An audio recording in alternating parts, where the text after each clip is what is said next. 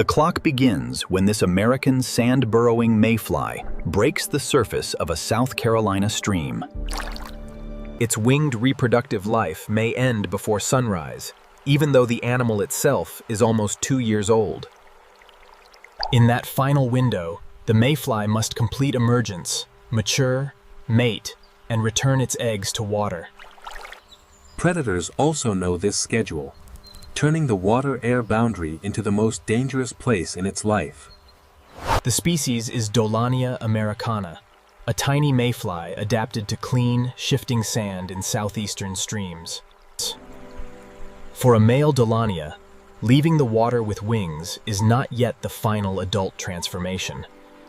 He first emerges as a subimago, a functional winged stage that can fly but is not sexually mature. That creates the central puzzle. Why spend almost 2 years underwater for a reproductive phase measured in minutes? The answer begins below the stream surface, where mature Dolania nymphs live buried inside moving sand. Underwater, the mayfly is not a fragile flyer. It is a specialized aquatic predator built for the riverbed. Dolania nymphs hunt small midge larvae between sand grains, converting prey into energy for later reproduction.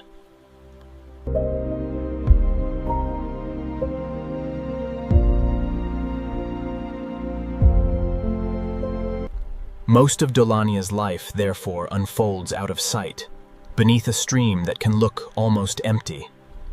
Seasonal temperature helps prepare the population, while changing light helps synchronize the final predawn emergence. That synchronization may matter because emerging together can reduce the fraction of adults taken by waiting predators. The cycle began months earlier when the previous generation released eggs back into the same flowing stream. In the studied South Carolina population, those eggs remained in the stream for months before hatching the following spring. A newly hatched nymph entered the sand almost immediately, beginning the longest and least visible chapter of life. For roughly 12 to 14 months, the growing nymph remained aquatic, while repeated molts increased its size. Mayflies do not pass through a pupal stage, so there is no cocoon separating nymph from winged adult. Instead, each aquatic molt produces another nymphal stage, gradually building the body needed for the final emergence. Small midge larvae supply food during this hidden phase because the winged adult stage will not feed.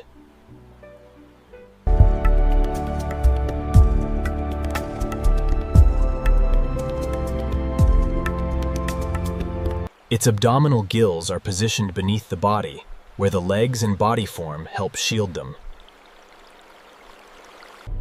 By late spring, mature nymphs begin responding to the conditions that will end their long underwater development.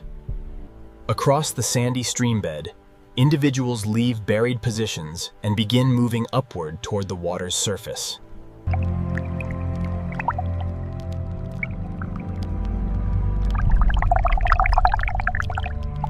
Each mature nymph carries stored energy because the final reproductive phase offers no opportunity to replenish it. Current keeps shifting the sand, so the upward journey is made through ground that is constantly moving.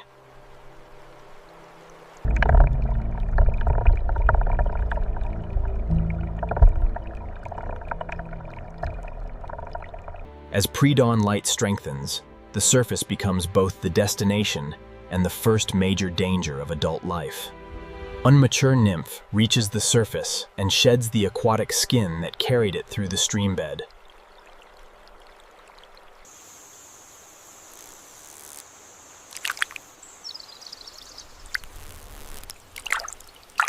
Whirling beetles patrol the surface, making the moment between water and air especially risky for emerging mayflies. Then isolated emergences become a population event, as dozens and eventually hundreds rise within the same narrow window.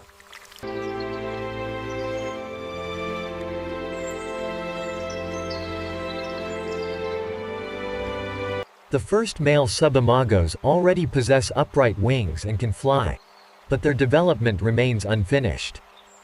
The subimago is a true winged life stage, not simply a newly emerged adult waiting for its wings to dry. Mayflies are unique among living insects because they molt once more after functional wings have already developed. In male Dolania, the subimaginal skin loosens while the insect rests on vegetation near the stream. The male then pulls free from a second winged skin, leaving a delicate cast exuvia attached behind him. Only after that second molt does the male become the sexually mature imago needed for reproduction. The mature adult has vestigial mouth parts, so feeding is no longer part of the final phase. Because the adult cannot refuel, every flight and mating attempt depends on energy accumulated during the aquatic nymph stage.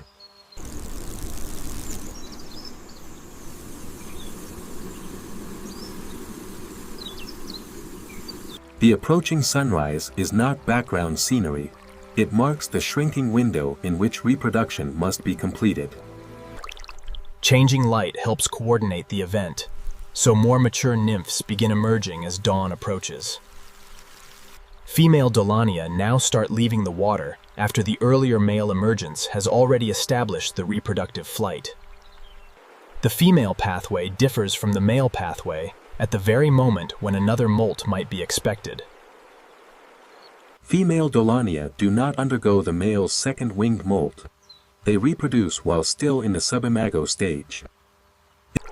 A newly emerged female can therefore fly directly from the water into the reproductive activity above the stream.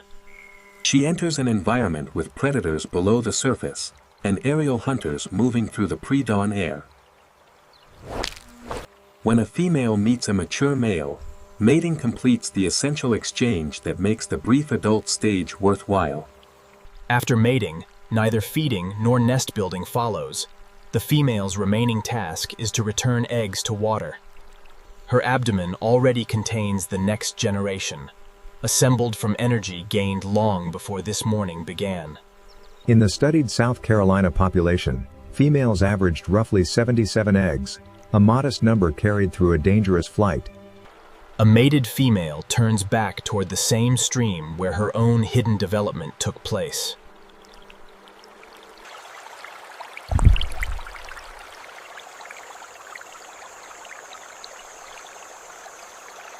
After she releases her eggs at the surface, the female's reproductive role ends, and her winged life can end almost immediately.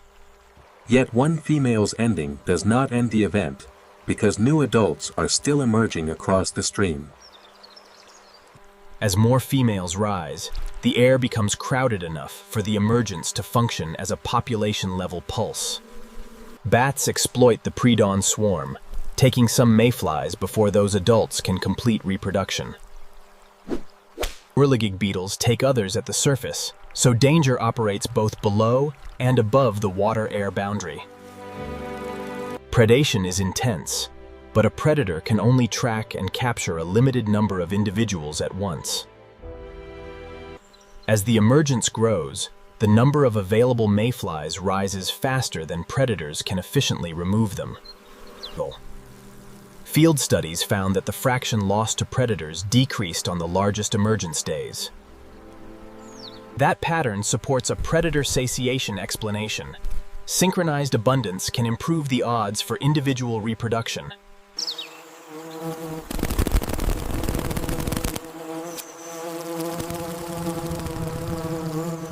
Dragonflies also hunt in the brighter air, extending the danger after the bats begin to disappear. Even with several predator groups present, the synchronized pulse keeps enough adults moving through the reproductive sequence. Every surviving adult faces the same deadline, because the winged phase exists almost entirely for reproduction. Mature males remain above the stream, while females enter the flight only long enough to find a mate.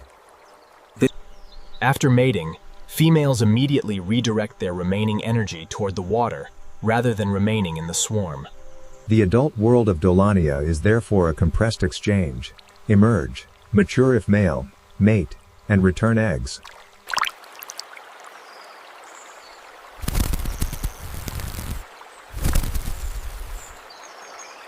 Some adults are captured by predators, while others simply exhaust the limited energy available to the non-feeding stage. As dawn advances, bats leave the scene, and the predator community shifts toward birds and dragonflies.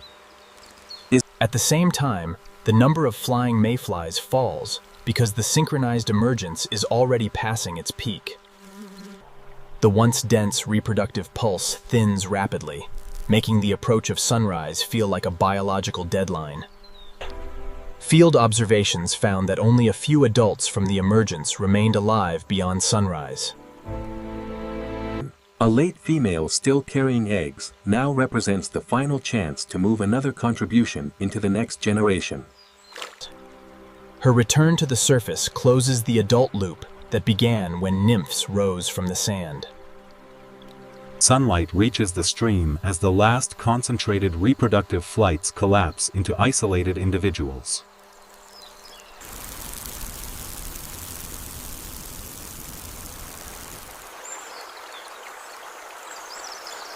There is no long adult season waiting afterward. The winged reproductive generation is ending with the morning. The final females release their eggs, completing the only reproductive task available during this extremely short phase. Those eggs immediately move below the predator-filled airspace and begin returning the story to the stream bed. Predators may take the last exposed adults, but eggs already beneath the surface are beyond that aerial danger. Within a short time, the water surface looks ordinary again, despite the extraordinary event that just occurred. The disappearance is deceptive because the life cycle has not ended. It has simply moved back underwater. Nearly 2 years of development have produced a reproductive pulse that can be completed in less than 1 hour. The newly deposited eggs will remain within the stream system through the months before the next hatch. When seasonal conditions become suitable, tiny Dolania nymphs emerge from those eggs into flowing water. The hatchlings enter spaces between sand grains, returning the species to the habitat that occupies most of its life. Once hidden beneath the sand, young nymphs begin feeding and growing through the same repeated aquatic molts. The longest phase of Dolania's life is therefore the phase a casual observer is least likely to see. Over the following year, the hidden nymphs accumulate the structure and energy required for another brief adult event. Eventually, seasonal temperature and changing light will again bring mature nymphs toward the surface before sunrise.